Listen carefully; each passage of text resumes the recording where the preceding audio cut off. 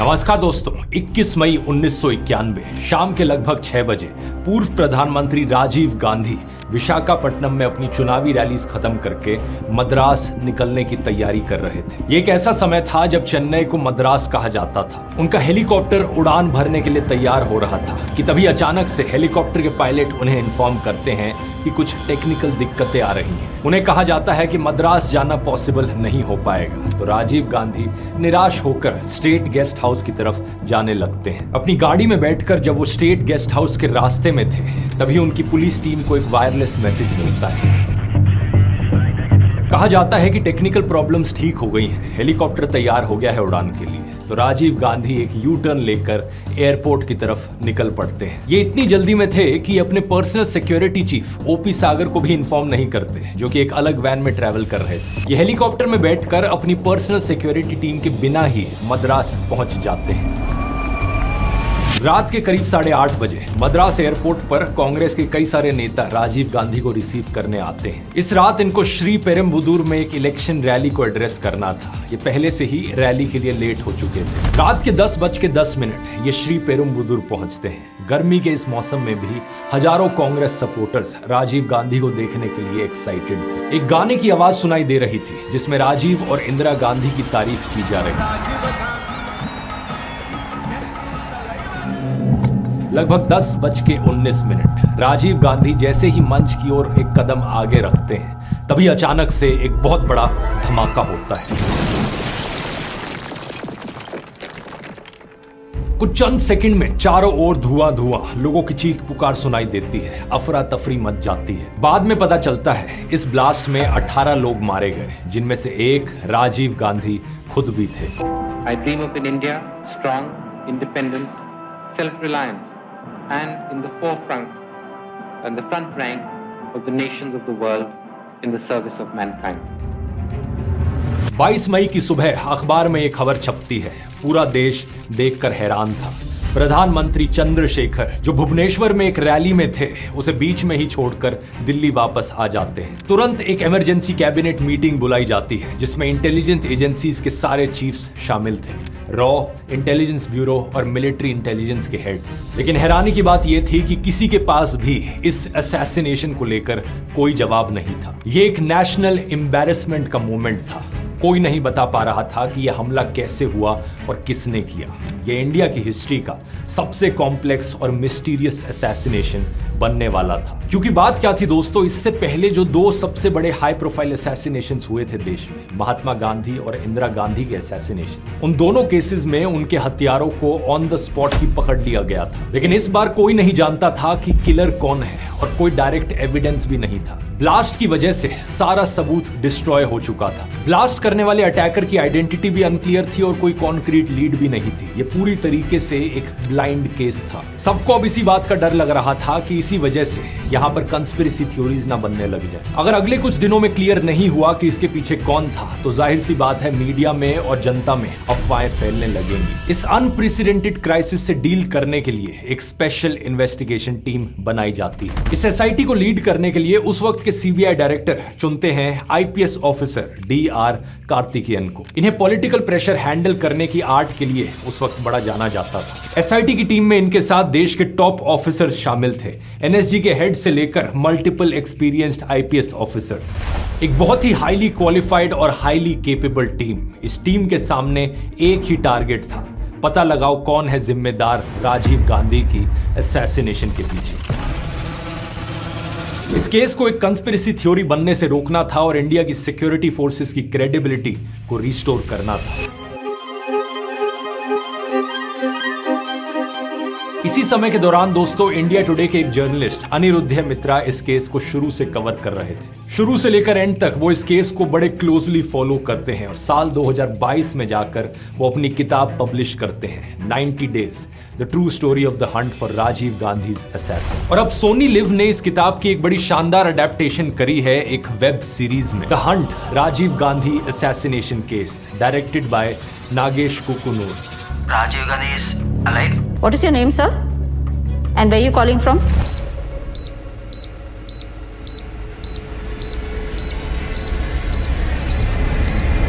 Trailer देखकर तो बहुत ही दिलचस्प लग रही है, इसलिए मैंने सोचा कि ये सही मौका होगा आपको इस इंसिडेंट की पूरी सच्ची कहानी बताने का। आइए जानते हैं राजीव गांधी असैसिनेशन की पूरी कहानी आज के इस वीडियो में।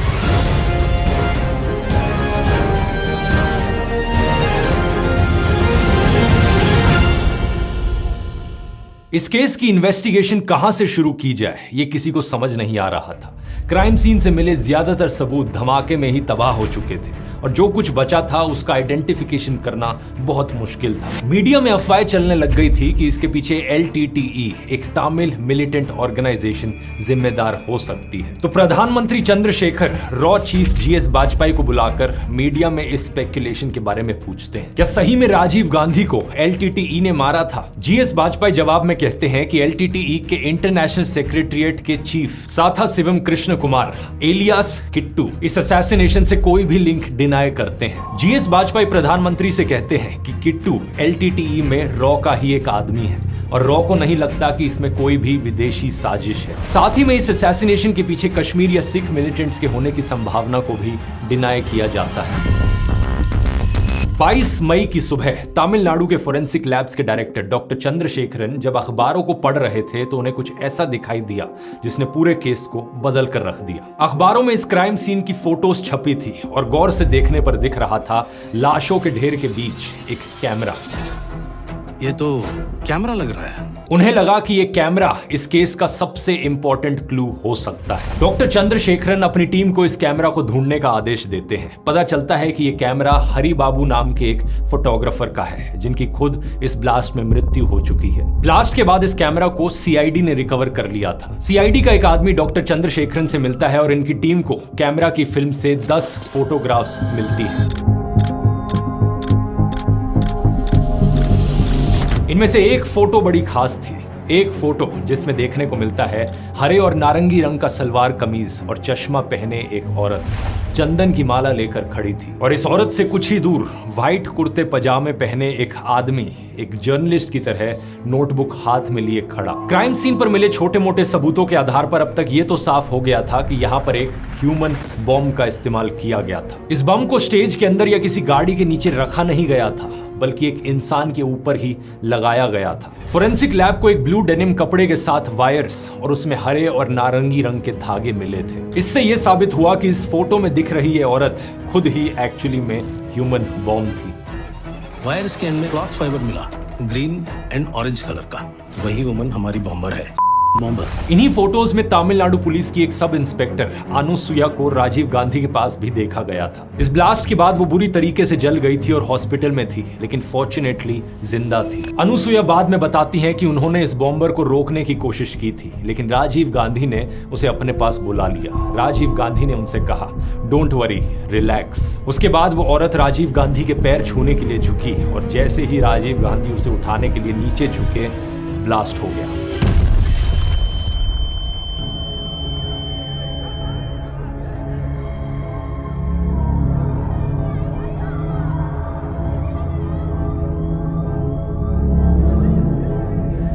अनुसुया ने यह भी बताया कि फोटोग्राफर हरि बाबू ही इस औरत की VIP एरिया में एंट्री कराने आया था। तो अब SIT को यह नहीं समझ आ रहा था कि क्या हरि बाबू का भी और उस कुर्ते पजामे पहने आदमी का भी बॉम्बर से कोई कनेक्शन है। क्या ये दोनों लोग भी यहाँ इस साजिश में साथ में शामिल थे? कुछ दिन बाद हरि बाबू के घर पर रेड मारी जाती है SIT के द्वारा और उन्हें वहां पर एक बिल मिलता है। एक बिल एक खरीदी गई चंदन की माला का, वही माला जो फोटो में वो औरत लेकर खड़ी थी। इसके अलावा उन्हें एक बक्सा मिलता है जिसमें LTTE चीफ प्रभाकरन की फोटो थी और हरि बाबू का अपनी गर्लफ्रेंड सुंदरी को लिखा गया एक लेटर। उस लेटर में उन्होंने साफ तौर पर लिखा था कि वो एक डेंजरस मिशन पर जा रहे हैं और इस बात से दोस्तों अब ये चीज साफ हो गई थी कि यहाँ पर LTTE डायरेक्टली इन्वॉल्व है। लेकिन सबसे बड़ा ब्रेक थ्रू मिलता है वेदारण्यम के शहर में। पुलिस एक रूटीन चेक कर रही थी कि एक मोटरसाइकिल पर सवार युवक को रोका जाता है। ये बहुत तेज मोटरसाइकिल चला रहा था। इसके एक्सेंट से पुलिस को शक हो जाता है कि एक श्रीलंकन तमिल है। इंटेरोगेशन के लिए इसे कस्टडी में लिया जाता है और पता चलता है कि ये शंकर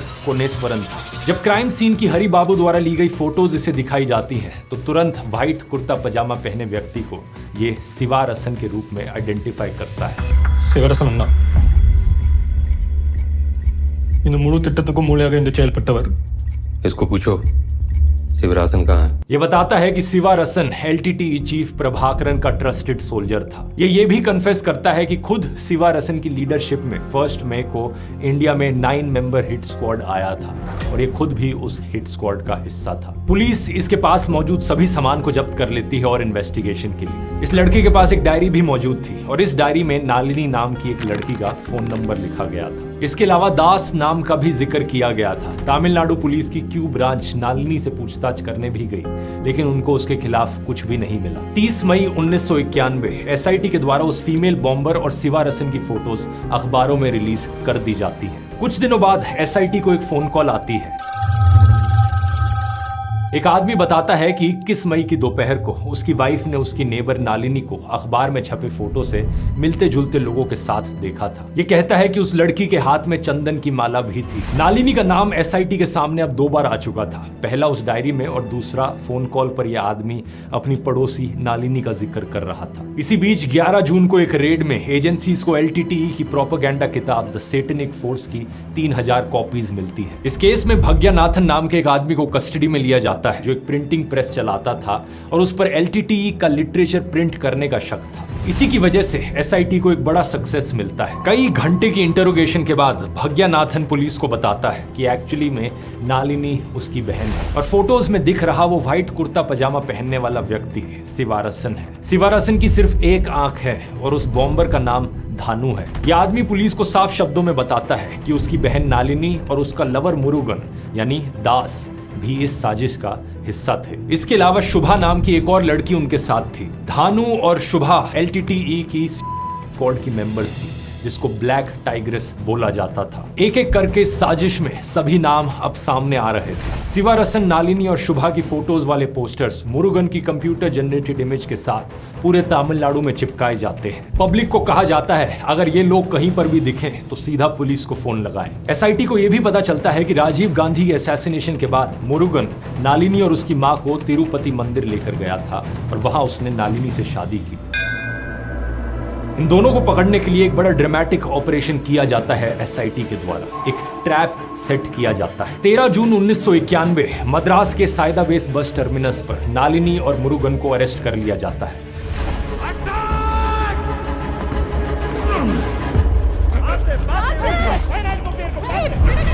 मुरुगन जो एक एक्सप्लोजिव एक्सपर्ट्स था उसने अरेस्ट से बचने के लिए भागने की कोशिश की। भागने में फेल रहा तो उसने साइनाइड कैप्सूल निकालकर आत्महत्या करने की कोशिश की, लेकिन एनएसजी के कमांडोज वहां पर टाइम पर पहुंच गए और उसे पकड़ लिया जिंदा।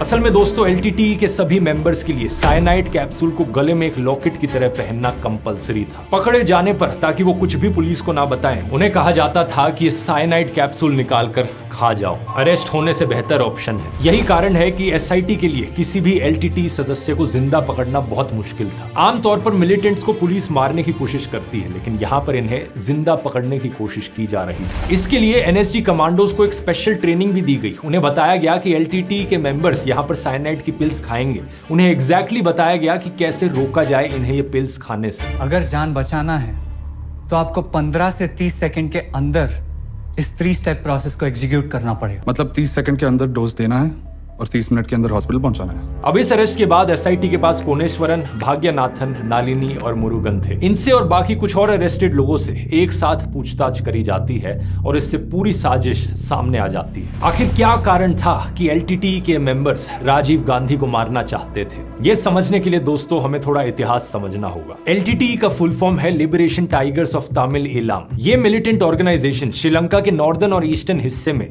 एक अलग तमिल कंट्री बनाने के लिए लड़ रही थी। बात क्या है कि श्रीलंका में सिन्हलीज बोलने वाले लोग मेजॉरिटी में हैं 74.9% और तमिल बोलने वाले लोग माइनॉरिटी में एट अराउंड 11.2%। हिस्टोरिकली देखा जाए तो श्रीलंका में भी वही हुआ है जो बाकी और कई देशों में हुआ है, मेजॉरिटी का माइनॉरिटी पर अत्याचार करना। श्रीलंकन तमिल्स के खिलाफ सिस्टेमिक डिस्क्रिमिनेशन देखने को मिलती थी और यही कारण था कि इस ऑर्गेनाइजेशन का जन्म हुआ और ये अपना एक सेपरेट देश डिमांड करने लगे। इंडिया में तमिलनाडु में क्योंकि खुद तमिल्स की पॉपुलेशन काफी ज्यादा है तो तमिल्स को लेकर काफी सिंपैथी थी। सन 1983 में इंडिया ने तमिलनाडु में मिलिटेंट ग्रुप्स को ट्रेनिंग देना भी शुरू किया था। कहा जाता है कि इंडिया LTTE की मदद लेकर अपनी सदर्न कोस्ट को प्रोटेक्ट करना चाहता था और श्रीलंका में पाकिस्तानी, चाइनीज और अमेरिकन इन्फ्लुएंस को बढ़ने से रोकना चाहता था। 1987 तक हालत इतनी बिगड़ गई थी कि श्रीलंका पर प्रेशर बढ़ने लगा था। डर था कि इंडिया कहीं खुद ही इस वॉर में न कूद जाए। तो इंडिया और श्रीलंका के बीच 29 जुलाई 1987 को इंडिया श्रीलंका अकॉर्ड साइन किए जाते हैं। इन अकॉर्ड्स के हिसाब से इंडिया को श्रीलंका में शांति एस्टेब्लिश करनी थी, लेकिन LTTE इस प्रोसेस में शामिल नहीं था।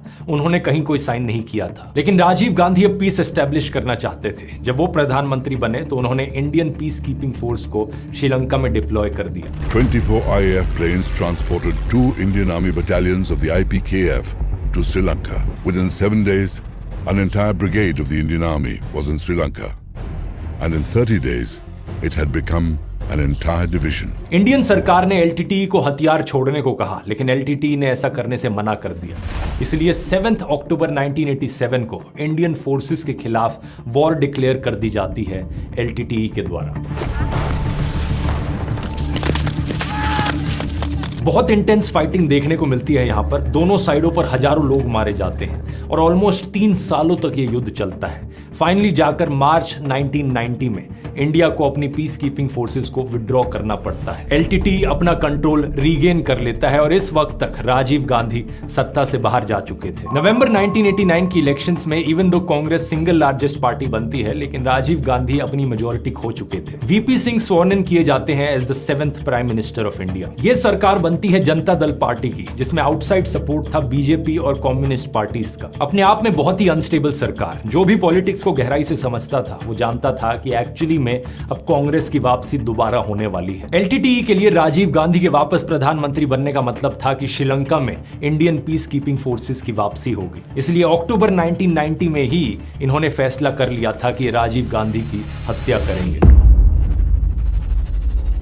VP सिंह की सरकार 1 साल के अंदर अंदर ही टूट जाती है जब BJP अपना सपोर्ट वापस ले लेती है। तो अक्टूबर 1990 में ही ये चीज क्लियर हो गई थी कि दोबारा इलेक्शन होने वाली है अप्रैल मई 1991 में जाकर। और LTTE को ओपिनियन पोल्स देखकर और कांग्रेस के नंबर्स देखकर ये अंदाजा लग गया था कि राजीव गांधी बड़ा हाई चांस है ये इलेक्शंस को दोबारा जीत जाएंगे। इसलिए नवंबर 1990 LTTE के चीफ प्रभाकरन सिवारसन को इंडिया भेजते हैं। सिवारसन को वन आइड जैक भी कहा जाता था क्योंकि एक ब्लास्ट में इनकी एक आंख खराब हो गई थी, इसलिए वो ग्लास आई लगाकर रखते थे। ये तमिलनाडु में पहुंचकर अपने हाइडआउट्स बनाते हैं और असैसिनेशन को अंजाम देने के लिए अपनी कजन्स धानु और बैकअप के तौर पर शुभा को इंडिया बुलाते हैं। एक्चुअल असैसिनेशन होने से पहले यहां पर 2 टेस्ट रन्स भी किए गए थे। दूसरे टेस्ट रन में धानु ने एक्चुअली में जाकर former prime minister VP Singh के पैर भी छुए थे। इसका मकसद था देश के प्रधानमंत्री की सिक्योरिटी अरेंजमेंट्स को चेक करना। क्या एक्चुअली में उन्हें बाईपास किया जा सकता है? क्या एक्चुअली में प्रधानमंत्री के इतने नजदीक आया जा सकता है कि उनके पैर छूने को मिले? और इसका जवाब अनफॉर्चुनेटली हाँ था। सिवारसन को जब 21 मई की राजीव गांधी की पॉलिटिकल रैली के बारे में पता चला तो यहीं पर उसने प्लान बनाया स्ट्राइक करने का। लेकिन सिर्फ यही नहीं, अगर ये प्लान फेल हो जाता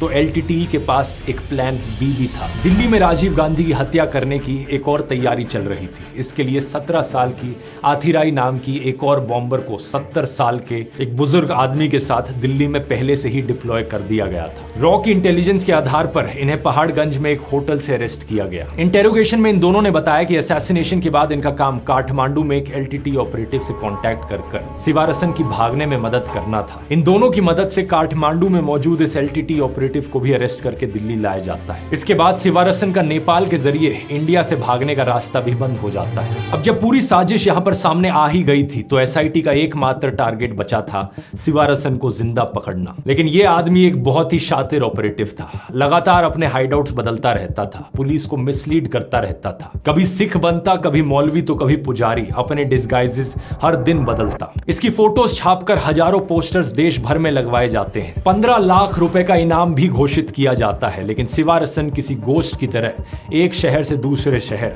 गायब होता रहता है। सबसे बड़ा कारनामा तो सिवारसन ने तब किया जब वो 28 जून को पुलिस की घेराबंदी से बचने के लिए एक ऑयल टैंकर में छिपके बैंगलोर आ गया। इस टैंकर के अंदर इसने अपने लिए एक सीक्रेट चेंबर बनाया जिसमें मैट्रेस, पिलो, स्नैक्स और पानी की व्यवस्था तक थी। सिवारसन और शुभा इस चेंबर में छुपकर पुलिस के दर्जनों चेक पॉइंट्स को क्रॉस करते हुए मद्रास से बैंगलोर तक गए, 350 किलोमीटर तक का सफर तय कर। इसके बाद एसआईटी को इंफॉर्मेशन मिलती है कि सिवारसन और उसका गैंग बैंगलोर के इंदिरा नगर के एक सेफ हाउस में छिपे हैं। 2 अगस्त 1991 एसआईटी यहां पर एक रेड मारती है। कैप्टन रविंद्रन की लीडरशिप में एनएसजी के ब्लैक कैट कमांडोज की टीम अंदर घुसती है और साथ में इन्होंने लिए हुए थे साइनाइड के एंटीडोट। प्लान था कि अटैकर्स को जिंदा पकड़ना है, लेकिन जैसे ही एसआईटी ने घर को घेरा, अंदर मौजूद एलटीटी के मेंबर्स को इसका एहसास हो गया और एसआईटी के अंदर घुसने से पहले ही सबने साइनाइड खा लिया था। अंदर पहुंचने पर एनएसजी कमांडोज को सिर्फ लाशें मिली, लेकिन इन लाशों में सिवारसन का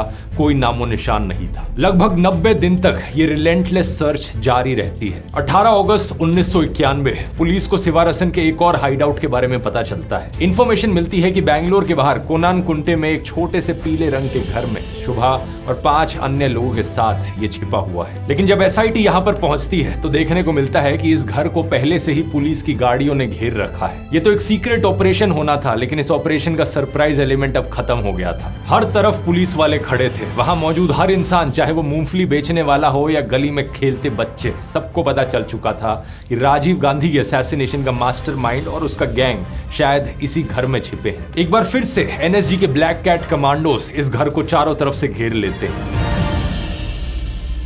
ये इन्वेस्टिगेशन का डिसाइसिव मूवमेंट था। एनएसजी के चीफ कैप्टन ए.के. रविंद्रन और उनकी टीम रेड करने के लिए तैयार थी। एक बार फिर से उनके पास साइनाइड के एंटीडोट्स थे। इस बार वो जानते थे कि अगर पिछली बार की तरह थोड़ी सी भी ज्यादा देर हुई तो ये एंटीडोट्स किसी काम के नहीं रहेंगे, हमें सिर्फ लाशें मिलेंगी। इस बार ये सिवारसन को जिंदा पकड़ने के लिए बहुत डिटरमाइंड थे। अपने सीनियर से इमीडिएट एक्शन की परमिशन मांगते हैं, क्योंकि ये जानते थे कि अगर कुछ सेकंड की भी देरी हुई तो सिवारसन हाथ से निकलकर भाग सकता है। लेकिन यहां पर इंडिया की ब्यूरोक्रेसी का एक बहुत बड़ा फेलियर देखने को मिलता है। एसआईटी, बैंगलोर पुलिस और दिल्ली में बैठे टॉप ऑफिशियल्स के बीच कोऑर्डिनेशन की सख्त कमी थी। बैंगलोर के पुलिस कमिश्नर ने अपने जवानों की सेफ्टी का हवाला देते हुए इमीडिएट रेड करने से मना कर दिया। वहां दिल्ली में बैठे सीबीआई के डायरेक्टर विजय करण ऑर्डर करते हैं कि उनके पहुंचने से पहले कोई एक्शन नहीं होगा, और यहां कैप्टन रविंद्रन और उनकी टीम हेल्पलेसली वेट करते रहते हैं। शाम के करीब 4 बजे सीबीआई डायरेक्टर विजय करण आखिरकार इस लोकेशन पर पहुंचते हैं। उनके साथ थे एक साइनाइड एक्सपर्ट डॉक्टर रामाचरी। डॉक्टर रामाचरी ने साइनाइड एंटीडोट किट्स को चेक किया और कहा कि ये एक्सपायर हो चुकी है। इस पर कैप्टन रविंद्रन ने कहा कि एंटीडोट्स ऑफिशियल एक्सपायरी डेट के लगभग 14 दिन बाद तक भी इफेक्टिव रहती हैं। अगर और वेट किया तो सिवारसन यहां से हाथ से निकलकर भाग जाएगा। लेकिन वहां मौजूद डॉक्टर के साथ यहां पर बहस होने लगी। सीबीआई के डायरेक्टर ने साफ कह दिया कि एनएसजी को फ्रेश एंटीडोट्स आने तक का इंतजार करना पड़ेगा। Allopathy medicine we know 14 days तक खाए जा सकते हैं, इफ नॉट मोर। कैप्टन, आप इतना श्योर कैसे हो सकते हैं? मतलब this is a high stake situation, we can not take risk. लेकिन डॉक्टर, ये एक्सपायरी डेट 1-2 दिन ऊपर नीचे होने की वजह से एक पूरे ऑपरेशन को नहीं रोक सकते हम। रविंद्रन को समझ नहीं आया कि अगर वो सिवारसन को जिंदा नहीं पकड़ सके तो इन फ्रेश स्टॉक्स का क्या फायदा। ग्वालियर से एंटीडोट्स का एक और सेट मंगाया जाता है। ऐसा करने में 14 घंटे बीत जाते हैं और ये देरी बहुत खतरनाक साबित होती है। 20 अगस्त की सुबह 36 घंटों की देरी के बाद एनएसजी कमांडोज फाइनली घर पर रेड करते हैं, लेकिन तब तक बहुत देर हो चुकी थी। जब कमांडोज अंदर घुसे तो उन्हें सिवारसन की मुर्दा बॉडी देखने को मिली। उसके साथ शुभा और बाकी सभी ऑपरेटिव्स भी, सबने यहां पर साइनाइड कब का खा लिया था। 21 मई को शुरू हुई ये इन्वेस्टिगेशन 20 अगस्त को सिवारसन की मौत से खत्म होती है।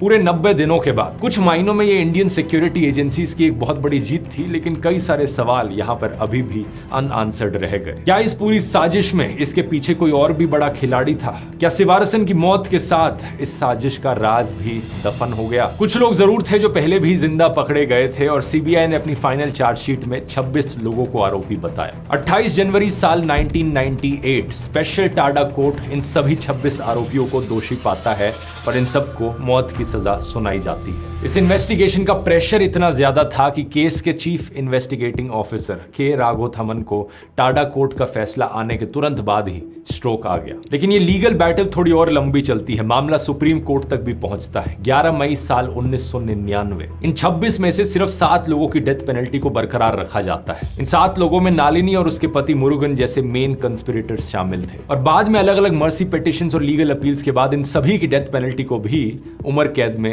बदल दिया जाता है। इस केस में जस्टिस मिलाप चंद जैन की अध्यक्षता में एक कमीशन भी बनाया गया जिसका काम असैसिनेशन के पीछे की लार्जर कंस्पिरेसी की जांच करना था। इन्होंने अपनी रिपोर्ट 1998 में निकाली और कमीशन के सामने कई चौंकाने वाले खुलासे आए। कुछ एसआईटी ऑफिशियल्स का मानना था कि इन्वेस्टिगेशन को सिर्फ एलटीटी तक सीमित रखने का दबाव था, जबकि सिवारसन के इंटरनेशनल लिंक्स और कुछ इंडियन पॉलिटिशियंस की तरफ भी शक की सुई जा रही थी। 1990 में पैलेस्टीन लिबरेशन ऑर्गेनाइजेशन के चेयरमैन यासिर अराफात ने तो इसमें मोसाद जैसी इजरायली एजेंसीज का हाथ होने का शक भी जताया था, लेकिन इस वाली थ्योरी का कभी कोई प्रूफ नहीं मिला। राजीव गांधी का ये असैसिनेशन भारत के इतिहास में एक बहुत बड़ा टर्निंग पॉइंट बन जाता है। देश की राजनीति इसके बाद से हमेशा के लिए बदल जाती है। देश की पॉलिटिक्स में कांग्रेस पार्टी की डोमिनेंस कहीं ना कहीं इसके बाद से ही खत्म हो गई थी। 1991 की लोकसभा इलेक्शंस में हालांकि कांग्रेस पार्टी अभी भी सिंगल लार्जेस्ट पार्टी रहती है विद 244 सीट्स, लेकिन इसके बाद से लेकर आज तक फिर कभी कांग्रेस 272 का मार्क